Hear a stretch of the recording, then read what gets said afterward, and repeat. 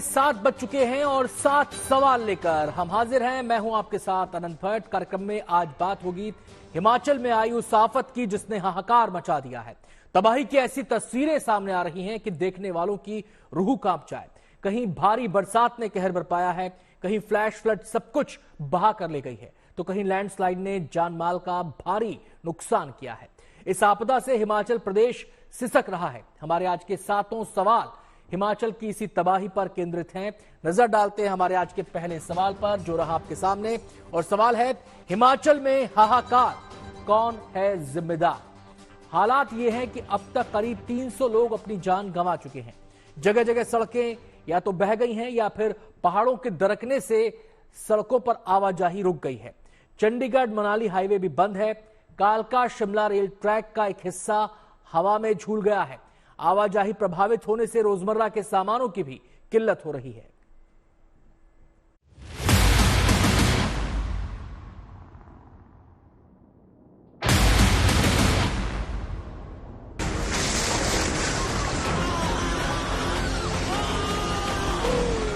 देवभूमि में प्रलय की दस्तक, हिमाचल पर कुदरत की मार, दरकते पहाड़ों का जिंदगी पर प्रहार। हिमाचल में चारों ओर हाहाकार।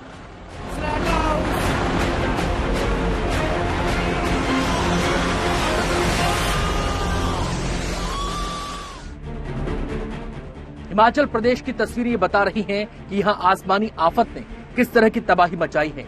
इस मॉनसून में देवभूमि हिमाचल में बारिश ने बड़े पैमाने पर बर्बादी की है। प्रकृति की इस असामान्य मार से चारों तरफ कोहराम मचा हुआ है।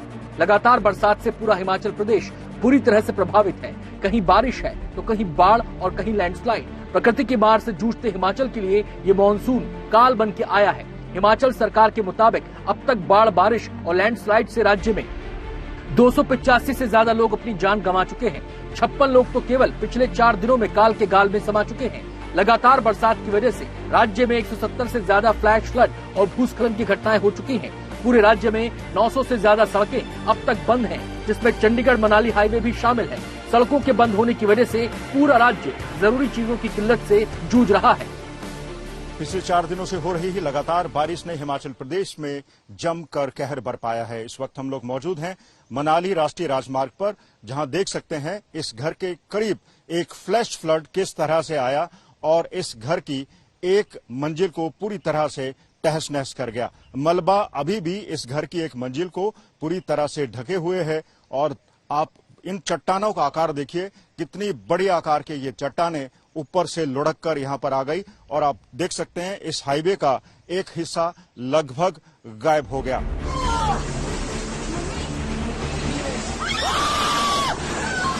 हिमाचल की राजधानी शिमला का भी बुरा हाल है। यहाँ लैंडस्लाइड की कई घटनाएं हो चुकी हैं। यहाँ जमीन खिसकने से कई मकान जमींदोज हो चुके हैं। यहाँ बड़ी बड़ी इमारतें ताश के पत्तों की तरह ढह रही हैं।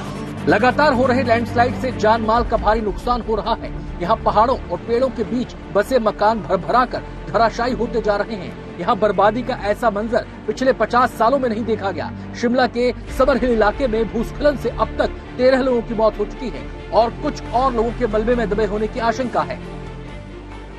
जो प्रशासन की ओर से हमें जानकारी मिली है उसके हिसाब से यहाँ पर कुल 21 विक्टिम होने के प्रमाण मिले हुए हैं और उसके हिसाब से 21 हैं।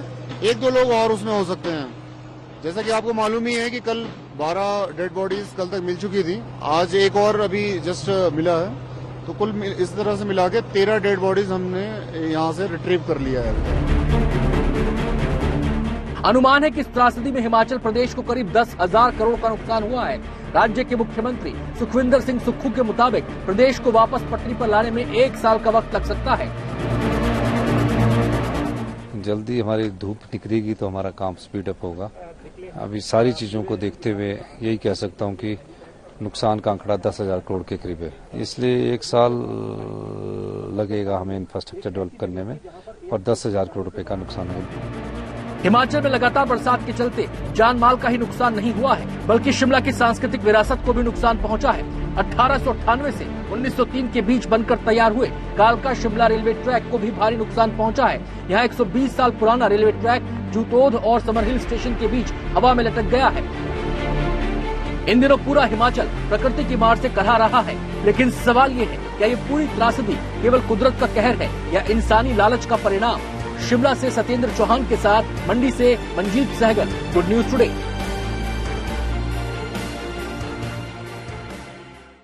हिमाचल के कई हिस्सों में बाढ़ बारिश तबाही लेकर आई है। राजधानी शिमला भी इससे अछूती नहीं है।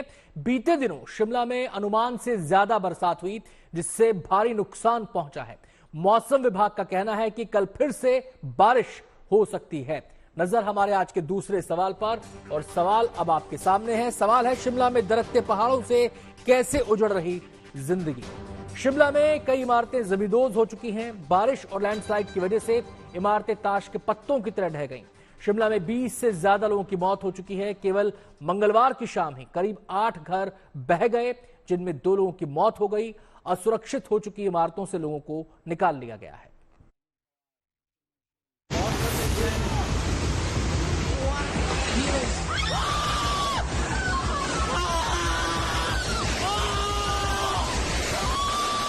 हिमाचल प्रदेश की राजधानी और पहाड़ों की रानी के रूप में मशहूर शिमला को इस बार के मानसून ने इतने जख्म दिए हैं, जिससे उसको उबरने में लंबा वक्त लगेगा। पर्यटकों से लगातार लबरेज वाले शहर की हालत ऐसी हो गई है जैसे उस पर किसी तरह की आपदा आ गई हो। हिमाचल में लगातार हो रही बारिश ने ऐसा कहर बरपाया है कि पूरा शिमला शहर ही कराह रहा है। जगह जगह पर लैंडस्लाइड की घटनाएं सामने आई हैं। भारी बारिश के कारण शिमला के समरहिल, कृष्णानगर और फागली में भूस्खलन की घटनाएं हुई। इसमें अब तक 20 से ज्यादा लोगों की मौत हो चुकी है और यह आंकड़ा लगातार बढ़ रहा है। मिट्टी खिसकने से 4 मंजिला मकान मिट्टी में मिलता जा रहा है। मंगलवार शाम शिमला के कृष्णानगर में लैंडस्लाइड से करीब 8 घर बह गए। इसमें 2 लोगों की मौत हो गई। इसके बाद वहां पर कई अन्य मकानों से लोगों को हटा दिया गया। तो आप देख सकते हैं कि हिमाचल के शिमला के लोगों को अभी भी जगह खाली करने के जो है फरमान किए गए हैं, क्योंकि जो तस्वीरें हम आपको दिखा रहे थे, ये जो बिल्कुल ऊपर पहाड़ी की चोटी पर मकान बने हुए हैं, दरअसल ये भी खतरे की जद में हैं। लिहाजा ये 20 से 25 मकान हैं जिनको खाली करने के लिए एडमिनिस्ट्रेशन ने, प्रशासन ने आदेश दिए हैं। शिमला के समर हिल में भी लैंडस्लाइड से भारी तबाही हुई है। अब तक मलबे से 13 शव निकाले जा चुके हैं। वहां मलबे में कुछ और लोगों के भी दबे होने की संभावना है। प्रदेश में भारी बारिश के बीच सोमवार को शिमला में सालों पुराना शिवबाड़ी मंदिर भी ढह गया।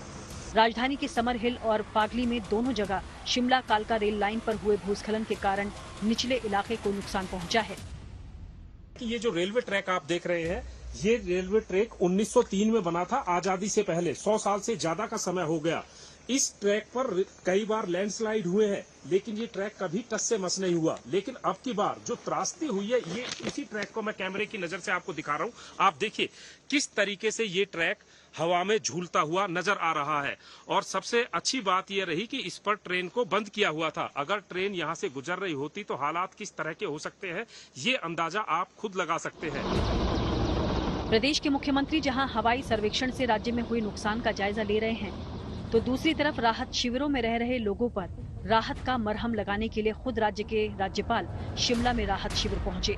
यहां उन्होंने पीड़ितों से मुलाकात की, उन्हें राज्य की ओर से हर संभव मदद करने का भरोसा दिलाया। तुरंत के दृष्टि से लोगों को जो यहाँ है, उनके लिए भी तात्कालिक तौर पर एसडीएम कुछ न कुछ राहत भी और भी देंगे। जो हम दे रहे हैं उसके अतिरिक्त भी देंगे। साथ ही साथ कम्युनिटी सेंटर में रहने की व्यवस्था कर रहे हैं। आवास की व्यवस्था तुरंत नहीं हो सकती है, फिर भी जितना जल्द संभव है वो तुरंत कराने का काम करेंगे। शिमला में इस तबाही के पीछे भारी बारिश को जिम्मेदार ठहराया जा रहा है। मौसम विभाग के अनुसार शिमला जिले में जरूरत से ज्यादा बारिश हुई है, जिससे हालात बिगड़ गए हैं।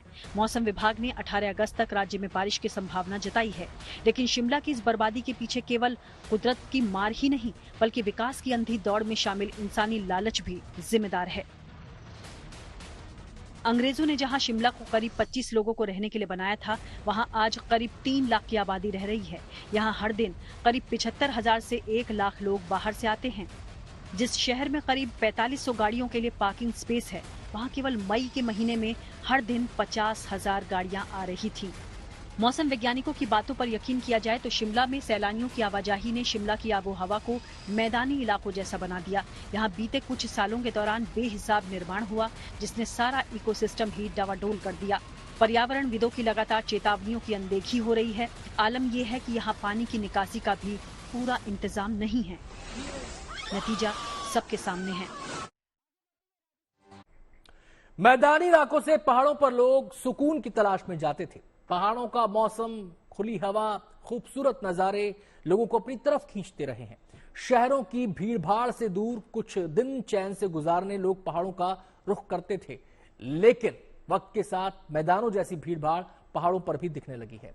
हमारा तीसरा सवाल इसी से जुड़ा है और हमारा सवाल है, क्या पहाड़ों पर बढ़ती आबादी भी बर्बादी की वजह है? आइए देखते हैं इस बारे में क्या कहना है पर्यावरणविद अनिल सूद का। जो है ये बढ़ती आबादी ही बर्बादी का रीजन है, क्योंकि इतनी ज्यादा कमर्शियलाइजेशन हो गई है, इतना ज्यादा ओवर एक्सप्लॉयटेशन हो गया हिल्स का कि अब ये भार नहीं सह सकेंगी। हमने ये 2000 में इशू उठाया था, जबकि हिमाचल में 2.5 स्टोरी की बिल्डिंग्स बननी अलाउड थी। एक एमएलए ने वहां पे 5 स्टोरी का होटल बना लिया। उसको बचाने के लिए पूरे हिमाचल में मल्टी स्टोरीड बिल्डिंग अलाउ हो गई। उसका इम्पैक्ट आज ये हुआ है कि वहां पे 9-9, 10-10 स्टोरी बिल्डिंग भी आ चुकी हैं, जबकि ये जो कच्चे, these are the youngest mountains, ये सबसे कच्चे पहाड़ है, सबसे यंग माउंटेन है, और इनके ऊपर इतना बोझ अगर डाला है तो ये तो नतीजा तो बुरा देखने को मिलेगा ही मिलेगा। हिमाचल के पर्यटन स्थल हमेशा से सैलानियों को आकर्षित करते रहे हैं। समय के साथ लगातार हिमाचल में टूरिज्म का दायरा बढ़ता गया। हर साल टूरिस्ट की आमद के नए रिकॉर्ड बनने लगे। सैलानियों की बढ़ती तादाद को देखते हुए बेहिसाब निर्माण भी होने लगा, और इस सब में सब ये भूल गए कि पहाड़ों पर बोझ की भी एक सीमा होती है। हमारा चौथा सवाल अब आपके सामने है, और हमारा सवाल है, पहाड़ी इलाकों में टूरिज्म को बढ़ावा देने के नाम पर प्रकृति से क्या खिलवाड़ हो रहा है? आइए देखते हैं इस बारे में क्या कहना है पर्यावरणविद अनिल सूद का। अब जो टूरिस्ट जाएगा उसको जगह भी चाहिए। जब जगह चाहिए तो कंस्ट्रक्शन होगी, कंस्ट्रक्शन के साथ डिस्ट्रक्शन ऑटोमेटिकली। हिल्स में जब ये कंस्ट्रक्शन होती है, पिछले कई सालों से यहाँ लगातार जो है ब्लास्टिंग की जाती थी, तो जब आप पहाड़ों में ब्लास्ट करते हैं तो क्रैक्स कई जगह पे आपको नजर नहीं आते हैं, वो विजिबल ही नहीं होते। जैसे जैसे पानी उनमें सीप करता जाएगा, वो क्रैक्स बढ़ते जाएंगे, और एक टाइम ये आ जाएगा, जैसा कि हमने अभी देखा है 2 दिन पहले, कल भी वीडियो में देखा है कि जमीन जो है वो खिसक जाएगी, पहाड़ दरक जाएगा, और उसके ऊपर जो भी है वो खत्म हो जाएगा। वैसे तो हिमाचल के कई इलाके टूरिज्म का केंद्र हैं, लेकिन शिमला की बात ही अलग है। आलम यह है कि दिल्ली एनसीआर के लोग तो वीकेंड के मौके पर ही शिमला की तरफ कूच कर देते हैं। सीजन में तो हालात ये हो जाते हैं कि सड़कें जाम हो जाती हैं, होटलों में जगह नहीं मिलती।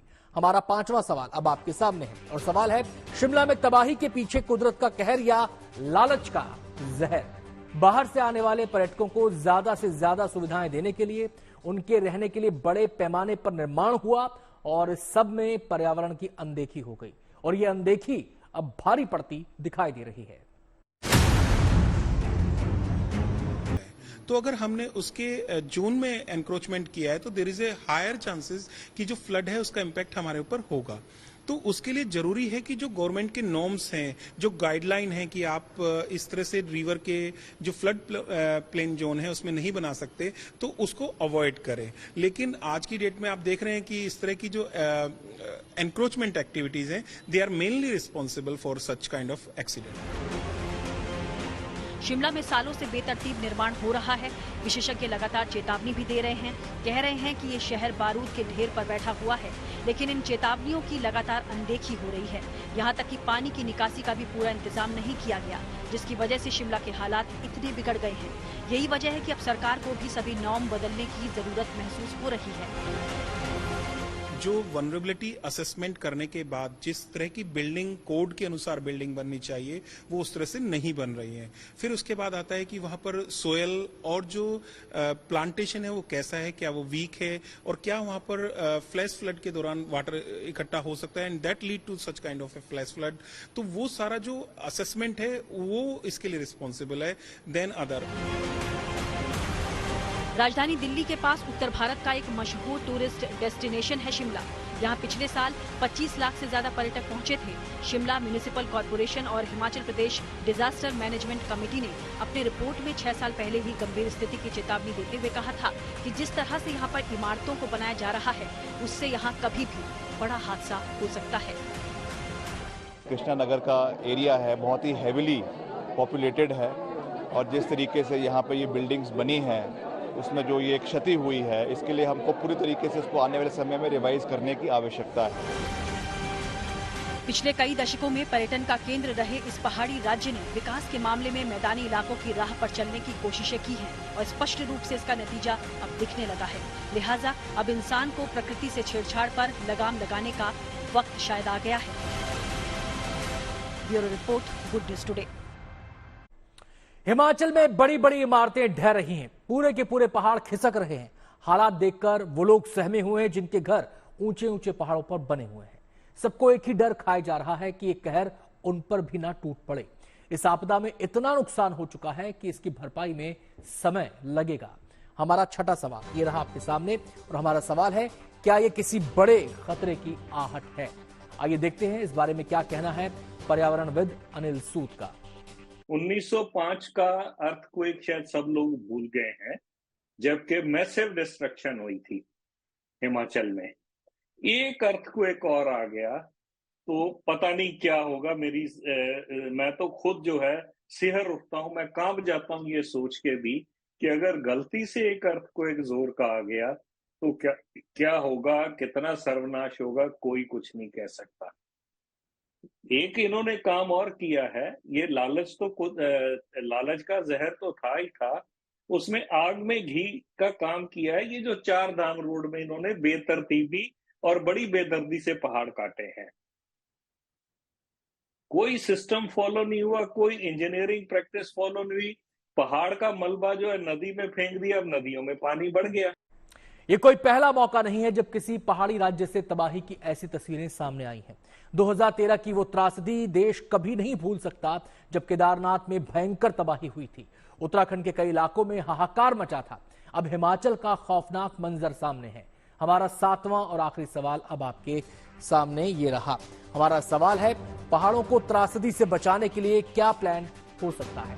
आइए देखते हैं इस पर क्या कहना है environmental health expert doctor Ravindra Khewal का।